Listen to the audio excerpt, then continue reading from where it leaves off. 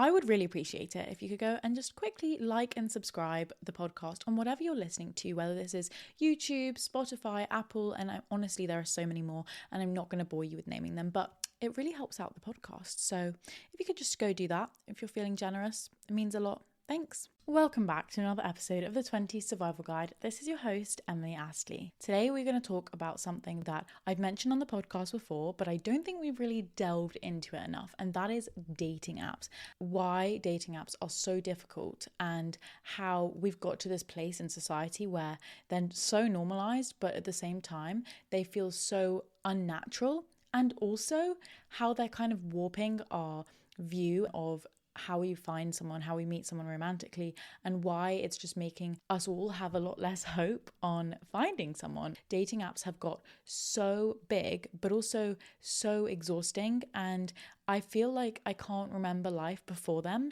When you have several bad dates, when you have several bad matches, it just makes you really, really exhausted. And it's like, oh my gosh, I have to put myself out there again. I'm going to talk about this in depth. So without further ado, let's get into the episode.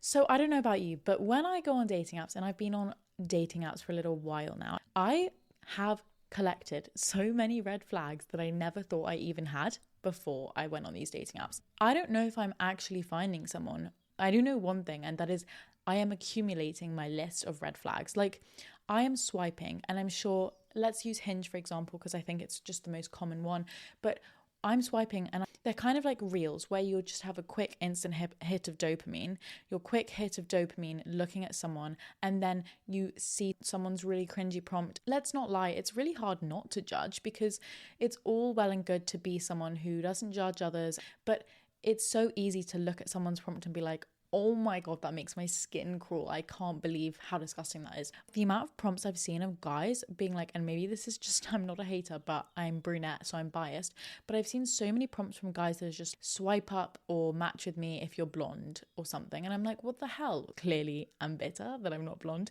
but I just think I'm developing all these red flags, and a lot of them aren't really justified red flags. They're just petty red flags that I get from instant hits of not liking someone. And also there's no real commitment because of this dopamine hit. You're just looking and swiping and swiping and swiping, and I will tend to just look at the first picture a lot of the time, I'm not gonna lie, and then I just swipe and I don't actually give an actual look at the whole profile because I've just got so used to swiping. That's really bad, because firstly you don't even get to explore someone and give them a proper chance, but also it's like, are we even dating anymore? Am I even dating, or am I just looking for a quick dopamine hit? Confession time. Sometimes when I am feeling like a little lonely or feeling a little down, I will look on a dating app, not because I want to find someone, but purely just because I want to get a little bit of external validation. And that is so bad, but at the same time, it's fine and it's normal, and we all sometimes might need a little boost of validation from something. And I think that a dating app has kind of replaced that rather than finding it in other ways. And yes, that's completely fine, but it's not actually dating with intention anymore. You don't really know who wants something long term and who doesn't, and I think you can get a much better picture of that when you're actually meeting someone in person. When I have conversations with my friends and we're all like, why does dating feel so empty? Why does dating feel so difficult at the moment? It's probably because we're all window shopping on dating apps and no one's actually looking for anything that has real commitment or a real direction on where it's going to go. Here's another thing that I have to vent about. This is all to do with why dating apps just make you feel so much less worthy, because you're finding a lot less success through it. I might be speaking for myself, and you might actually have found the love of your life on Hinge. Another reason why dating apps, I think, just make you feel so empty, I think is the right word, is just the exhaustion of all of the small talk. So obviously you're going to match with someone and you're going to pop up, or they're going to pop up, and let's hope they're not as boring as this, but maybe they're going to say, how was your weekend? How was your day? How's your week been? I don't even know. There's a terrible chat up line just because you really aren't in person, and it's hard to reply to something like that when it's so boring, you don't really know someone. But it's small talk, and every single time you match with someone and you give them a chance and you get to know them, You have to go through the small talk, who you are, where you live, what you do, what you're interested in, what your hobbies are, what sports do you play. And it's like a repeat of explaining who you are to like hundreds and hundreds of people or a couple people each time. And it's exhausting.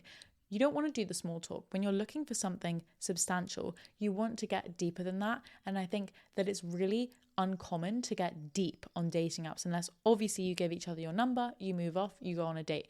But dating apps itself aren't that. They are just long and a lot of small talk. And I know that it sounds silly that you just have to send a message about something about yourself, which you already know, and it can't be that hard. But it's true. Small talk is exhausting. And that's another demotivator as to why you just don't want to go on dating apps and you don't want to find someone, because matching with them means explaining yourself again. And it's really sad, but it just gets tiring. I think what I'm trying to say is it doesn't feel real. And when you're trying to get to know someone, you want to have real conversations with meaning. You want to know if there's commitment. You want to see if this person is actually someone interesting. And when you keep having small talk, it's just not really substantial conversation. It's exhausting. And it's also like, am I going to dish my life out to a stranger who I'm never going to meet or I'm never going to actually create a connection with? So that's another reason why dating apps have made you feel like a certain way about dating, which is just so toxic. My third reason of this whole dating apps event is the argument between validation and vulnerability. Like, are we actually looking for someone on dating apps, or are we just chasing like a dopamine hit, like I mentioned before? Are we looking for someone to validate our selfies? Are we looking for someone who we can just text for a couple days as validation rather than actually finding someone who you actually want to be with? And honestly, dating apps are made for both. They're not only for dating, because a lot of dating apps are just used for quick validation, and there's nothing wrong with that. But it really complicates things, because a lot of people are looking for something, and that is great. And a lot of people aren't, and they just want that quick validation. So when you're matching with someone, it's like, I don't know if this person actually wants something or if they want quick validation. And that's not just in girls, it's in guys too. It's like, do you want a one night stand with me? Do you want me, or do you just want me for a day? It's so hard to tell. It's the whole argument of, do you want to be loved, or do you want to feel wanted? Like, do you go on the dating apps just to get that validation, which I mentioned I've done before? Or are you going on these dating apps because you want to be loved by someone, you want to love someone, you want to have a relationship with them? And the difference between those things is like, if you're vulnerable, if you want vulnerability, then that takes time, and that's wanting a partner. And the other one can just leave you refreshing your messages, wondering why they haven't replied, and just wanting something that's quick. And honestly, as I mentioned, there's absolutely nothing wrong with either of those things. But when you're on dating apps, serious question, are you on this app to find someone, or are you on this app because you just want a bit of validation that day? Why are you on that app today? Think about it. And either one is fine, but it's important to be self-aware. Now, this next one is exhausting, and I honestly hate it, but it's so true. And dating apps have really exacerbated this feeling and this problem that we have. And it's this fear of feeling like you're too much or feeling like you're not enough. So dating apps have made people feel like they are wondering if they are too much for a certain person, or if they're not enough for someone, because you can't meet someone until you hand over your phone number and you actually get a date in the diary. But your first experience with this human being is literally over messages on a screen. So you really are trying to decipher whether you're too much for them, whether you're too little. That's a question that you should never be having to ask yourself, but it's become one because it's really hard to gauge someone when it's just completely over screen and you've never met them. And when someone ghosts you, when someone airs you, when someone replies bluntly or just doesn't reply, you can start to wonder, what have I done? Am I too much for them? That's a problem, because then we know that that's kind of linked to your self-worth.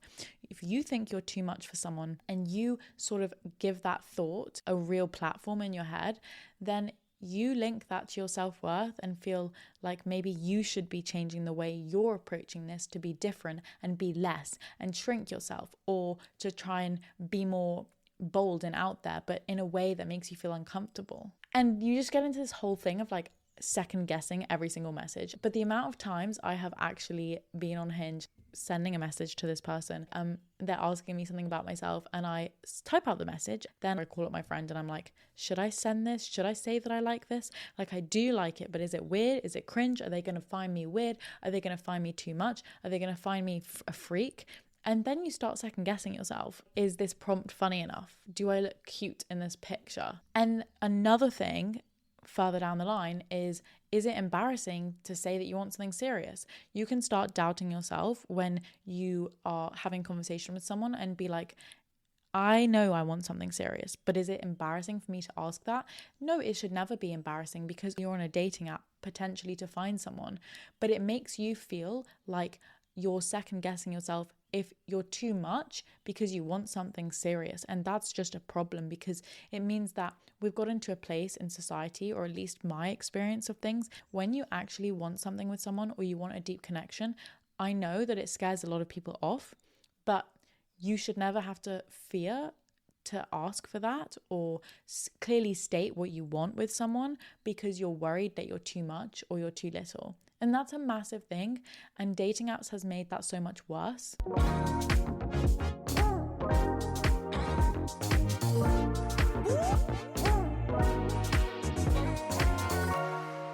So I've found myself and my friends think, should I be more funny? Should I edit this part of myself out? Should I be less honest? Should I be more filtered? You kind of start to edit yourself as a person into a box of someone who you think they want to be with, and it's really toxic because it's not who you actually are. That's just people pleasing. And then you go on the date and you start to fear, oh my gosh, is this the same version of me as the one in person? And can I show up as that person? Or have I behaved online as someone who is super polished and not really themselves? Because you just don't get that same exhaustion from meeting someone in person.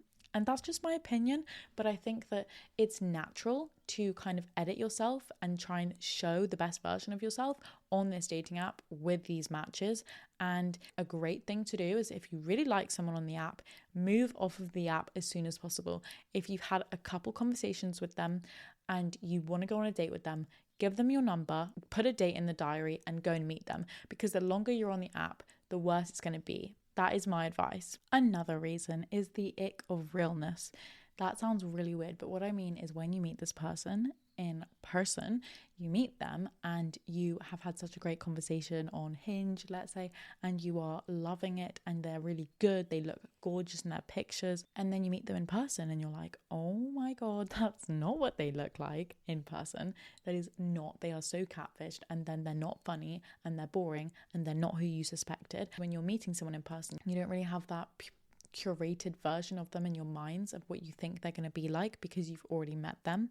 And the issue with dating apps is you have all this time to create this version of them in your heads of what you think they're going to be like based on how you've had these conversations. Once you meet them in person and they show up as the real them, they're just not for you.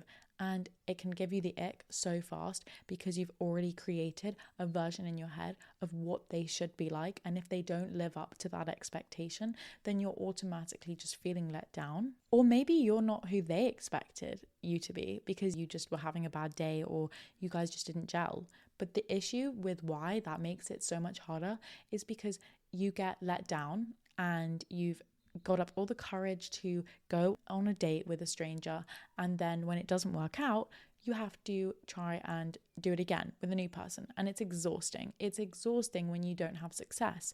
Why would I want to do that to myself when I can just stay at home and spend a night with my girls? You have those awkward pauses with someone, you have those moments of eye contact. Maybe they're oversharing their life on the first date. Maybe they're telling you about their therapist trauma. Maybe they're telling you about their ex who they just broke up with a couple months ago, and they should never be telling you that, but they're telling you that because they're not properly healed.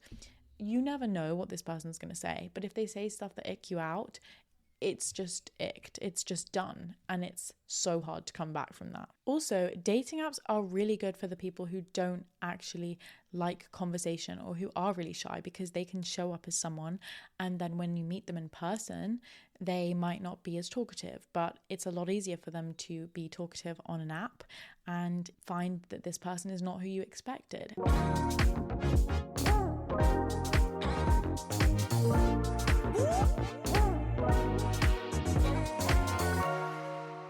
Now we're going to talk about the subtle rejection loop, and this is what dating apps can do for your self-worth. This is just the worst scenario. I'm not going to say that I haven't had good experiences on dating apps, and I have. And a lot of the time, dating apps can be really fun and they are great for putting you out of your comfort zone. At the end of the day, if you do want to find someone, you have to put yourself out there, because if you stay at home, you're never going to meet someone. You're never going to have that chance of meeting someone and making a connection with someone if you stay at home. So dating apps are great. The point is, they can also lead to you getting a lot of rejection and finding a really uncomfortable self-worth loop from it. And this is how the worst version possible of your experience on dating apps could be. You can swipe and you don't get a match with someone. You can match with someone and you get absolutely no reply, and it's crickets. And I mean, that has happened to me so many times. You can talk to them, you'll talk to them on text, have a conversation, and then all of a sudden they disappear halfway through a conversation, and they don't have to go anywhere because it's on Hinge. You go on a date and it goes absolutely nowhere. And then repeat and repeat and repeat, and it's exhausting. The main thing you have to remember is that it's not personal, but when you go through that constant cycle and that repeating cycle of what I've just mentioned, it starts to feel personal, and it's hard not to look inwards and think, what am I doing wrong? Why don't they want to text me? Why aren't these dates successful? Why haven't I found someone yet? And you start to think you're the problem. It's so easy to feel and take it personally. But really, if you take a step back, it's not personal, because as I said, throughout this whole episode, people use this app just for short, quick dopamine hits, quick validation, for someone who they want to spend one night with, for someone who they just want to have a conversation with for a day and they don't actually have any interest in you for the long term. And none of those reasons have anything to do with you and your personal appearance or your personality or your makeup or your self-worth. It is literally just part of the whole dating app scene. And then you can start to ask yourself, am I pretty enough? Am I funny enough? Am I interesting enough? Am I too boring? And in reality, it's none of those things. I can assure you, it's just how the game works. The one thing I want you to take away from this whole episode, if you're only going to take away one thing from this episode, I want you to know these dating apps aren't built for you to feel secure. They are built for you to keep swiping. The whole plan of this whole app is to get you to keep swiping, feel this certain way, and not to feel secure. Obviously, dating apps are meant for you to find someone, and that is probably the main goal, but they are also meant for you to keep swiping because they want you to keep engaging with the app. So just remember that this app isn't made for you to feel secure and find someone instantly, find your Prince Charming. If you really struggle and you're having a rut at the moment with dating, or you're on dating apps and you're hating them, just take a step back. Maybe you can organize a party with your friends where each friend brings one person that you don't know and they don't know to the party, and then you can meet tons of new people that you don't know in person. That's a great idea, and I haven't done that yet, but I actually heard of that idea from someone the other day and I thought it was amazing. You basically invite your close friendship circle, lots of your friends, and you tell them to invite one person or two people at least who you don't know and aren't in your immediate friendship group. And then if everyone does that, you have so many new people who are mingling, meeting so many new people, and you can find someone that way, which is so much easier and more authentic. The moral of the story is, if you're feeling unloved by dating apps, if you're feeling really, really down, or your self-worth is dented from this whole experience, just remember that you don't have to be on a dating app in order to find someone. You don't have to be a different person in order to find someone. You can be your absolute self, and if they don't match with you, that's fine, because there's so many reasons why people are on the app, and it's not just to find someone. But try your best to never make it feel personal. But no wonder why we're really struggling to date in this decade of our lives. So I hope you guys enjoyed this episode. I am always here if you want to talk about it more, if you liked this topic and you want to hear more about dating apps and more about dating in general and how difficult it can be in your 20s, then DM me on Instagram at _the20 survival guide, or send me a message in the show notes if you liked it. I hope you guys have a great rest of your Wednesday, and I'll see you next week. Bye.